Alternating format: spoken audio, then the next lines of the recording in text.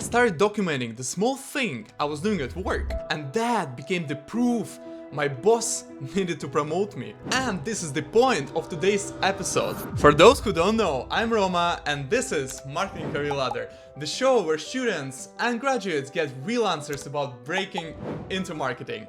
And today, guys, I'm speaking with Alex Sherman, a person who started as a Tesco assistant and climbed his way up to commercial director at AXV Audiovisual. We talk about what marketing is actually there to do, how to sound more commercially aware, and how to turn normal experience into real marketing proof. Also, guys, you better stay to the end because I will give you the 7-day proof mission completely for free, and this will increase your chances of getting hired, so stay to the end.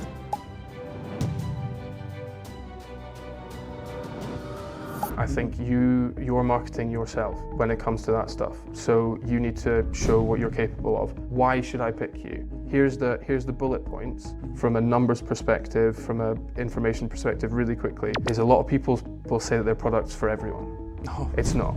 It's not. It's not. There's the reason that there's buyer personas. There's always ways that you can use what you've done from an experience point of view, even if it's not in the industry, the vertical that you're wanting to go into. Find something that you thought was really cool from a marketing perspective. Find that and break it down. Well, the hope is not a strategy.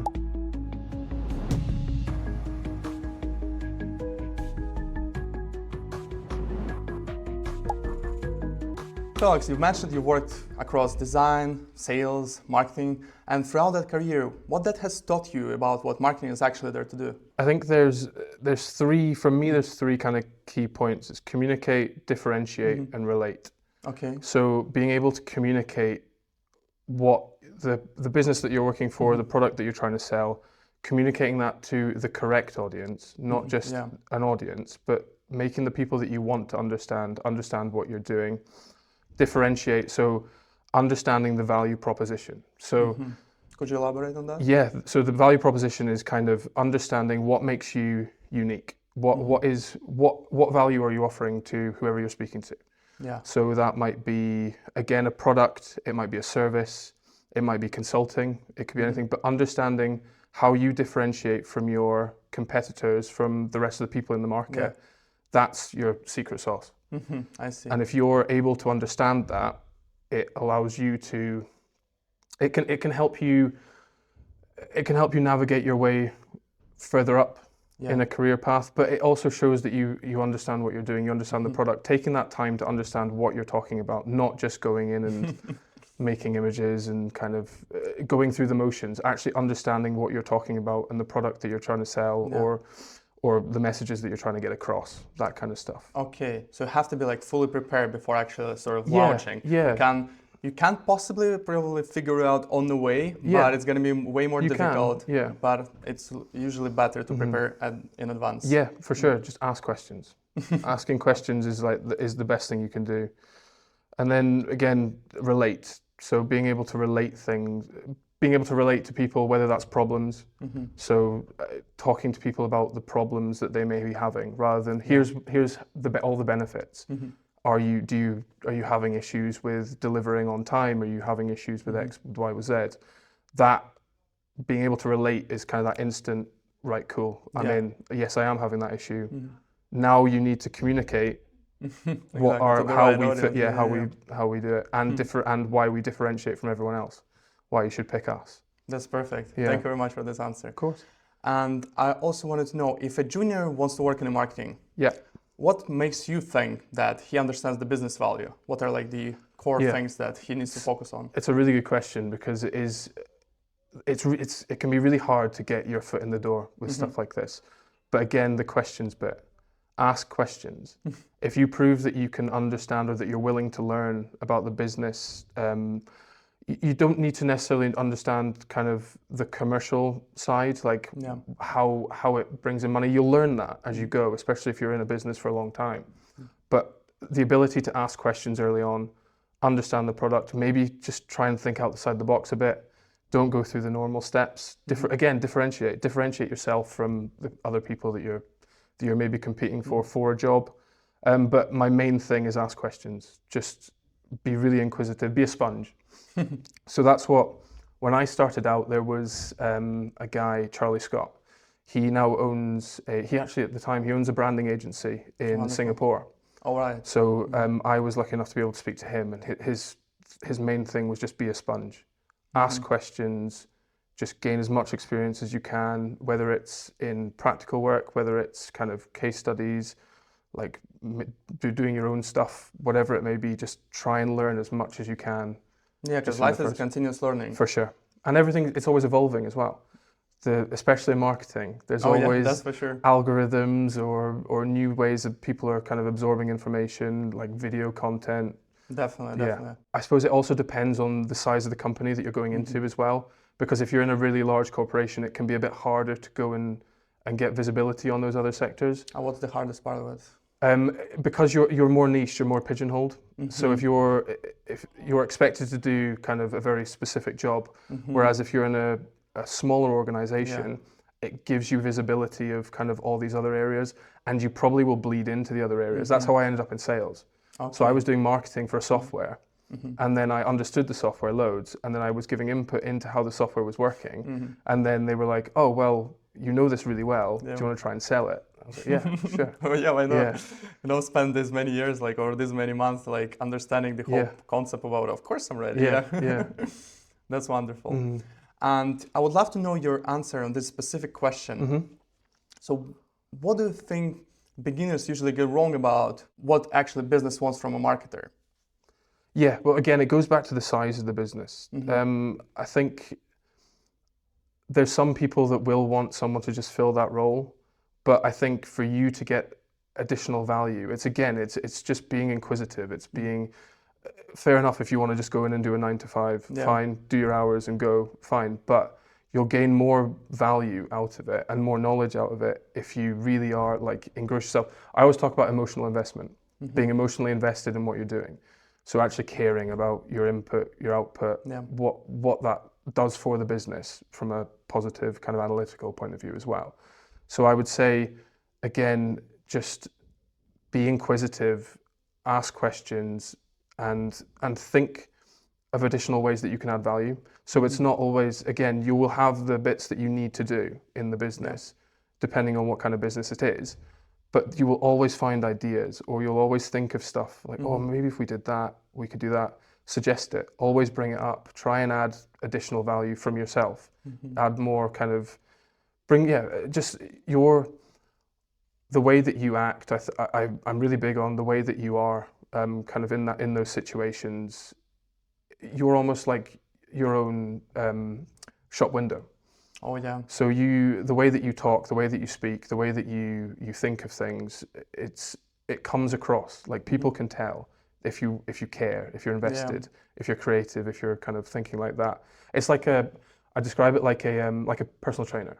Yeah, definitely. A personal trainer's body is their shop window. If you look at a personal trainer and go, wow, they're in good shape, cool. I probably would be more inclined to go and speak to them about personal training kind of support. Yeah.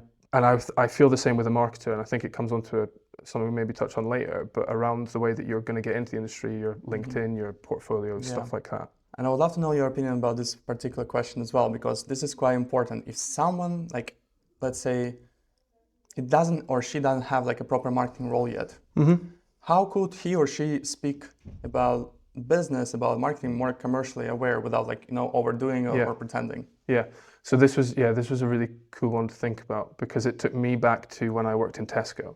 So I worked in Tesco for 5 or 6 years, and I would always, this goes back to finding value in random things. So it gave me a lot of insight as to how people bought things. So seeing, depending on where something was on the shelf, or depending on point of sale that was pointing to it, or the design of a box or something like that would influence how people bought things and how often people bought things. So being able to pick up on things like that, or finding something cool and then just talking about it. So LinkedIn's a great place from a business point of view to go in and talk about a campaign or or kind of a design or whatever. This really stood out to me, and here's why. It looks like it's maybe brought in additional revenue, or it's sold out everywhere and it's really hard to find. So it's obviously doing well. But again, it's again showing that you understand what you're talking about, and you understand the value, and people can see the value that you're going to bring because you understand the marketing ethos or the marketing methodology. Definitely. Yeah.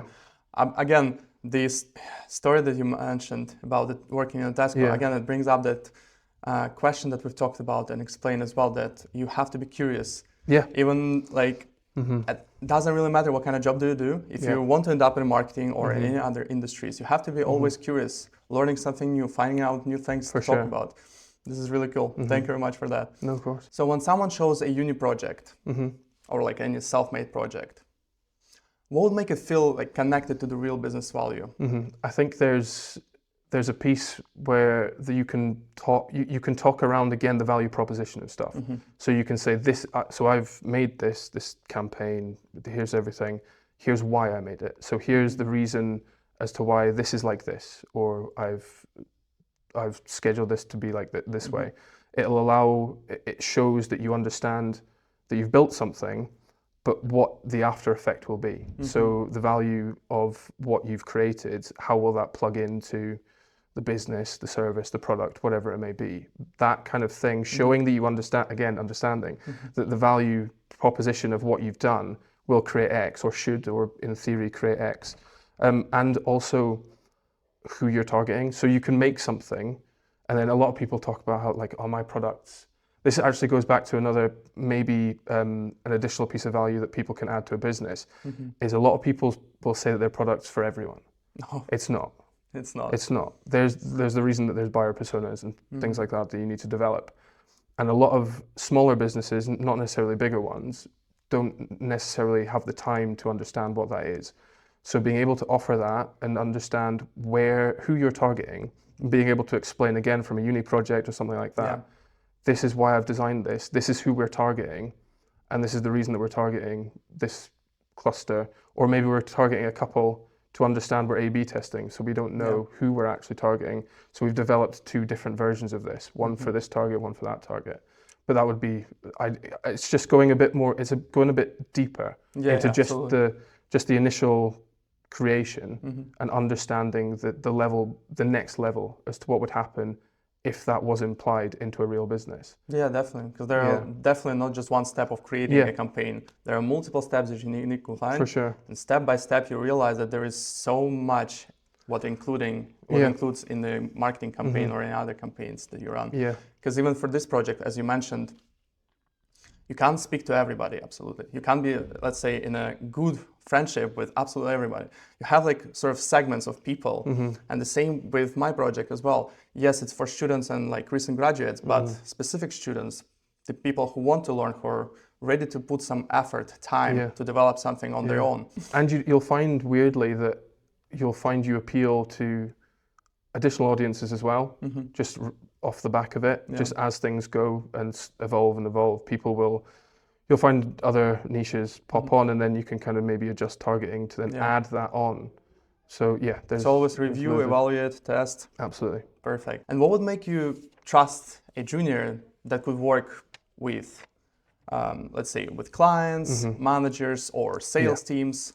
What are the factors? How to stood out? Yeah, I think I understand that, especially starting up, it can be a bit nerve-wracking speaking with people, which is fine. But again, honestly, asking questions.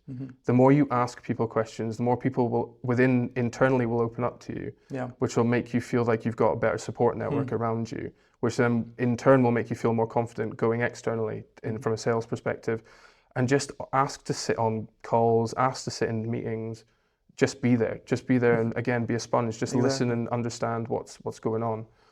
And it's the understanding piece as well. Just making sure that you understand what you're going to be talking about, because if someone throws you into a sales call and you actually don't understand anything about the business or how it works, then you're in trouble. But so understand what you're going to be shouting about for the business or yourself or whoever it may be. And just surround yourself and ask questions. Perfect. That sounds amazing. Because I really like that sponge thing. Because in any room, you might be either the smartest guy or the dumbest one. Mm-hmm. But I would prefer, to be honest, to go to the rooms where I'm the dumbest one because I can learn more. Yeah. And don't be scared that, like, especially like when you said that go to the rooms, you don't need to speak, just listen. Yeah. Pick up all the language, how they speak about it, what they actually say, and that's gonna help you in the long term. And write stuff down. That's a big thing for me, is write down, if you have any thoughts, if you have, especially I kind of separate it. So I've got like a marketing kind of thing of like cool things I've heard of how to kind of grab people's attention, new ways of working, stuff like that. But I've also got one of how, from a personal development point of view, how I can be more communicative, how I can improve the way I talk to people, the way I interact with people, how I can help to extract information quicker. Because again, a lot of marketing is extracting information from people that don't understand that they need to give you information. Especially when you get into kind of, if you're speaking to more technical people, then they have it's a completely different language that they speak in some respects. So I'll take software engineering as an example. If you spoke to a software engineer, they would talk to you as though it's like the Matrix, you know, there's Matrix code line. I'd have no clue what they were talking about. So it's understanding how to extract the information that you need, sometimes out of people that don't mean to be difficult, but they just, again, speak a different language. But again, this is your curiosity comes in, because if you're really, really curious about something, you really want to learn, you can find the ways to interpret. Like, for example, whenever somebody, as you mentioned, speaking like really strong technical language, I can still find like the gaps, the spots, like one little piece that I can implement in my head and think about, okay, well, he talks about the programming this way, but in, let's say, in marketing, in my creative stuff, so it can be implemented as well. That's really, really cool. And we're about to move on to the most important part of this interview, perhaps the most important one. But I've got only one question for all of my interviews. There is no holding back. We're gonna give them the blueprint on how to actually upgrade their LinkedIn CV, how to make it more credible. And the first thing I prepared for you.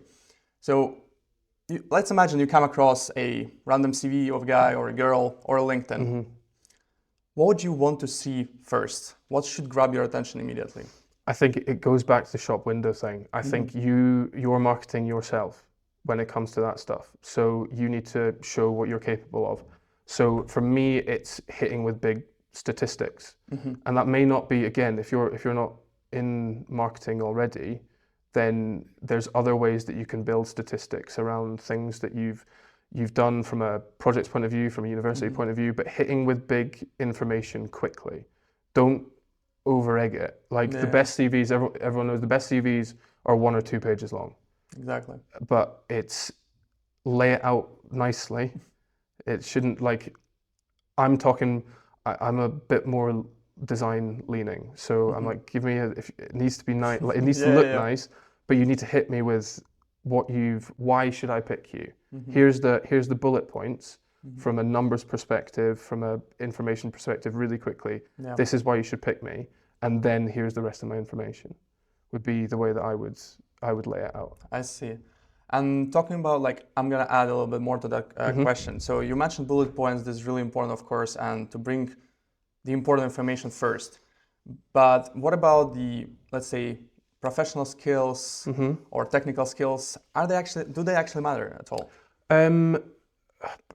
Yes, to an extent. I think I see it as professional skills. You can always tweak again from a marketing perspective. You can, like, take Tesco as an example. So when I worked at Tesco, I was able to talk about how that kind of customer assistant job, how I would manage to relate that to design, to marketing, because it gave me time to look at things, understand why. So understand, and customer service.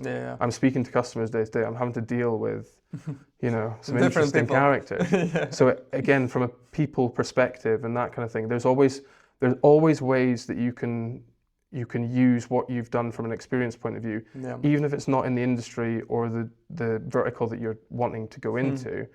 There's always ways of twisting it to gain value out of it, and it's just finding the value that you want to be able to put down. So amazing that you're a customer assistant, but it's talking about, I speak to people every day. I have to deal with pretty intense situations. I managed to change a shelving. I moved shelving around and saw the impact that had depending on where I changed the product. So it all relates to it. So as much as professional experience does count maybe further down the line, but especially from a getting into point of view, there's always value you can get out of what you've done. Definitely. Yeah. I really enjoyed that point that you made because it reminded me when I just was starting out and I didn't have much of experience. Like I had just uni project, that's all I've done, but I put them all on the CV as well. Yeah. And at that time I was working in Wagamama as a waiter.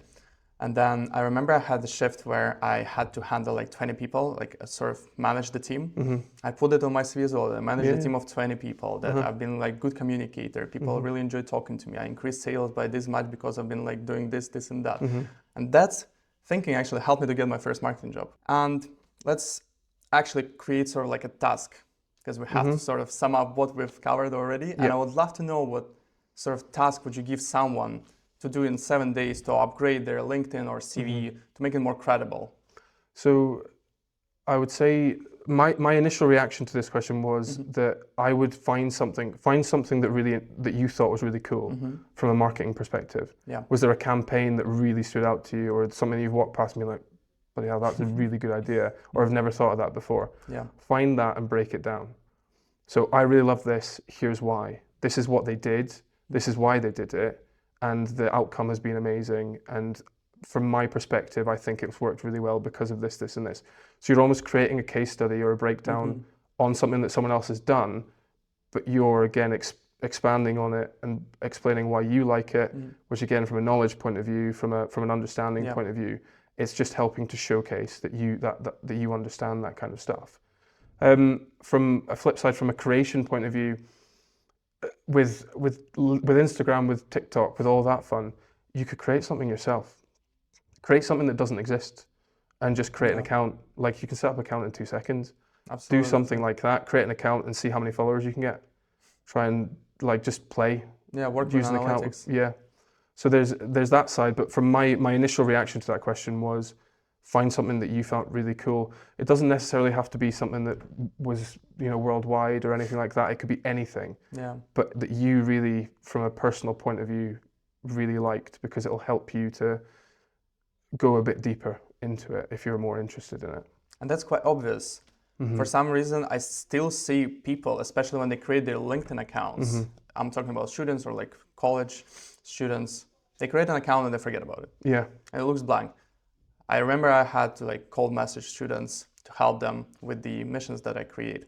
And let's say about 60 or maybe 65% of student pages, they look with no thumbnail, with no avatar, with no description, or if there is a description, it's quite short that I'm studying. Yeah. That's about it. No post, no anything. Imagine like if you can just put one day nicely designing your page and then just constantly look for something, learn something new about marketing and document it, put it into the LinkedIn, and people will see that you actually like care about what you do. Yeah, and I mean, you should also, if you're active on it, especially from interacting with other posts, because LinkedIn's a really good way of keeping up to date with what's going on. There's Instagram and stuff, obviously, from a design point of view is really good as well. But from a LinkedIn, there's kind of like famous campaigns is a really, really good LinkedIn profile to be following, because it shows you just from innovation when it comes to marketing and what people have done, and campaigns that people have done that shouldn't have worked that have worked. Because that's something that I'm really interested in, is people, it's the outside of the box thinking, or something that people have done that shouldn't really work, but it has. Like, I think there's a company called Surreal, but it's cereal. I know this company. Yeah, so that they were just claiming that all these famous people said the cereal was amazing. And then you would think that they would get sued, but they're like, oh no, it was just, they've just found someone with the same name and asked them to talk about the cereal. It's just. Well, that's smart. I'm pretty sure they actually thought through about it. Yeah, of course they did. It's all thought through, but it's just stuff that you thought would think would that work? But it does. And it's just, that stuff really interests me, but it's just staying on top of it, really, and just understanding. Yeah, that's for sure. But some companies, even big companies, I've seen like make such big mistakes, and for some reason they think, no, well, this is gonna work. The first one that didn't work, the second one is definitely gonna work, and then there is a blob. And I'm talking about Coca-Cola, and they're like Christmas update. Because like for 2 years in a row, we're getting AI thing, and it's ridiculous. Like I can't imagine the billion-dollar company makes the same mistake twice. It's crazy. But so that's the question you ask yourself: is it a mistake? Because everyone's talking about it. They probably Alright, I see. they probably generated more eyeballs on their ad because of that issue, because of that mistake. They had probably generated more conversation about their ad. And if you were reviewing this work, if you were reviewing, let's say, that LinkedIn profile, Yeah. that person started posting about what Yeah. he learned, the campaigns and stuff like that, what would make you think that is like a nice proof asset, or sort of it's a nice way to present that, look at my CV or look at my LinkedIn profile, it's actually quite valuable, look, I'm doing something there, you know? Yeah, I think it's, again, it goes back to the understanding and evidence. Having not just liking stuff's good and stuff, but posting stuff, like showing that you're interested, like actually being outward talking and outward facing and showing, look, this is what I'm interested in, this is what I'm this is the value I bring. Not just being like, I did this, I have done this.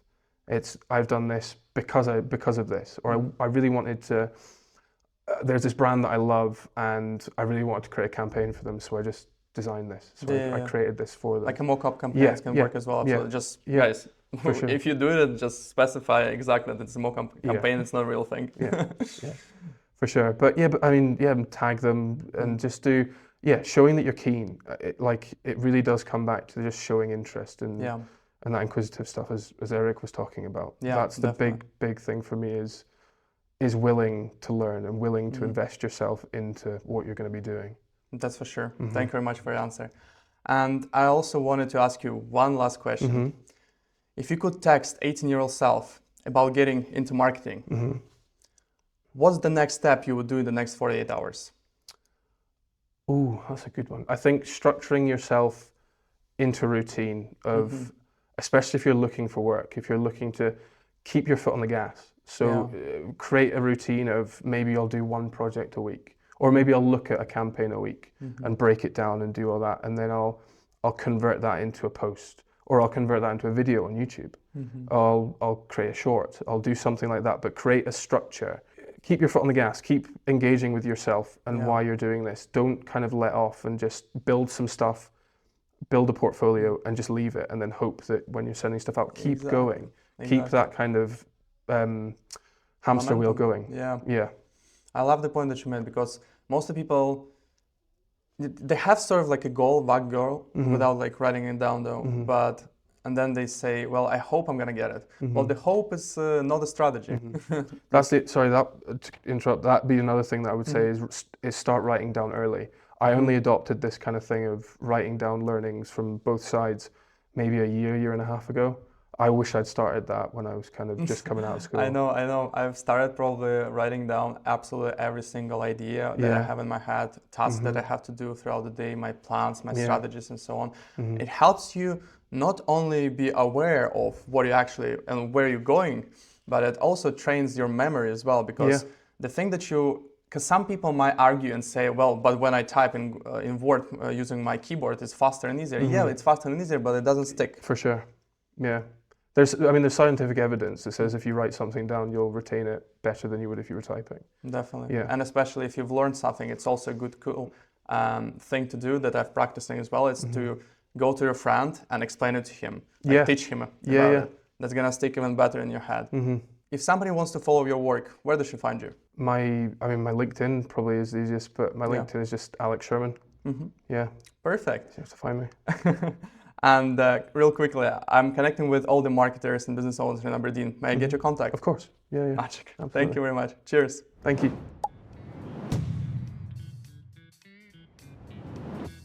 And here is, guys, the most important thing Alex mentioned from today's interview. What you need to lock in is that you don't just say that you're interested in marketing. You have to show you understand that the marketing is here to provide value. I am the man of my word, and as promised, guys, here is your 7-day proof mission, so listen carefully. You just have to pick one campaign that stood out to you. It could be a supermarket shelf, a TikTok ad, a LinkedIn post, a billboard, or a brand you like. Break it down using Alex's framework. Who is it speaking to? What makes it different? What problem does it relate to? And what business value could it create? Then simply turn it into a LinkedIn LinkedIn post or a proof entry, or you can actually just adjust your CV bullet. Honestly guys, it's pretty simple and pretty straightforward. Just go into my description of today's video, pick a mission and submit it. That's about it guys. And that's what will make your chances of getting hired skyrocket. And my favorite part guys, as always, here's one last thing. If you had only 48 hours to move closer to landing your first marketing job, what would you actually do? Drop it all in the comments, I read them all, and I'll catch you in the next one.